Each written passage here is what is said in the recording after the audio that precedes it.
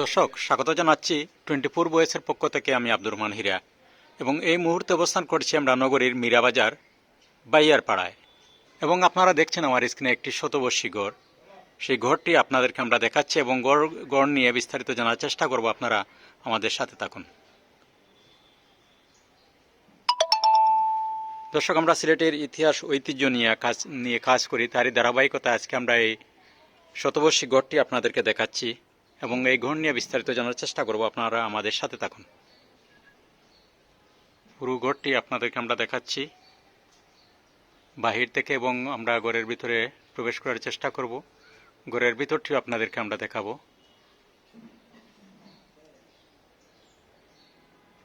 এবং যেসব উপকরণ দিয়ে ঘরটি তৈরি করা হয়েছে আমরা আপনাদেরকে জানানোর চেষ্টা করছি। ঘরটি নির্মাণ করা হয়েছে চুন সুরকি, উপরের অংশে রয়েছে বাঁশের থর, যা উপরে রয়েছে মাটির প্রলেপ এবং কিছু অংশে রয়েছে সিমেন্টের প্রলেপ এবং লোহার অ্যাঙ্গেল। এসব দিয়ে ঘরটি নির্মাণ করা হয়েছে শতবর্ষর পূর্বে।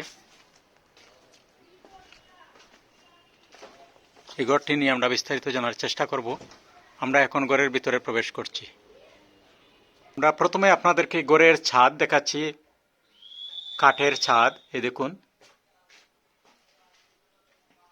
পুরো ছাদ আপনাদেরকে দেখাচ্ছি।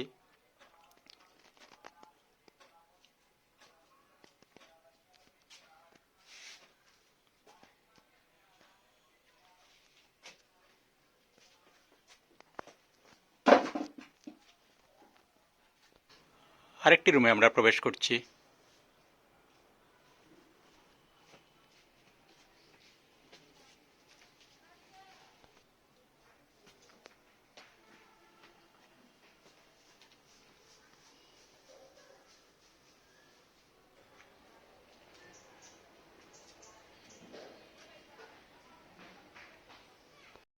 টোয়েন্টি ফোর ভয়েসের পক্ষ থেকে আপনাকে স্বাগত জানাচ্ছি। আপনি যদি একটু বলেন এই গড়ের বয়স কত এবং গড়টি কে নির্মাণ করেছিলেন এবং কি কি উপকরণ দিয়ে গড়টি নির্মাণ করা হয়েছে?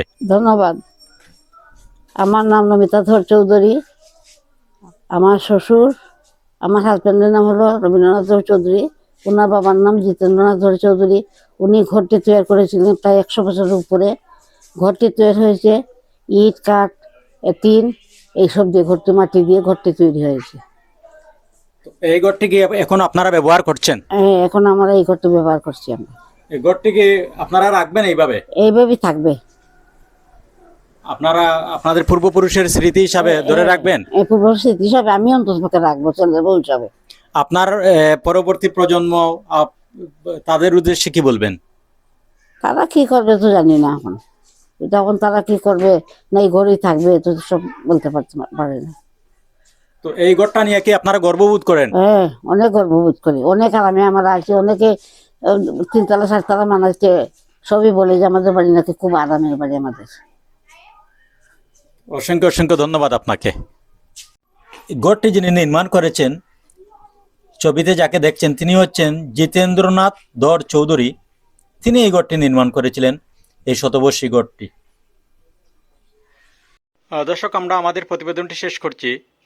আপনাদের আশেপাশে এ ধরনের কোনো পুরনো স্থাপনা থেকে থাকলে আপনারা কমেন্টের মাধ্যমে জানালে আমরা সেসব স্থাপনা নিয়েও কাজ করবো। দর্শক, সবাই ভালো থাকুন, সুস্থ থাকুন, নিরাপদে থাকুন। আল্লাহ হাফেজ।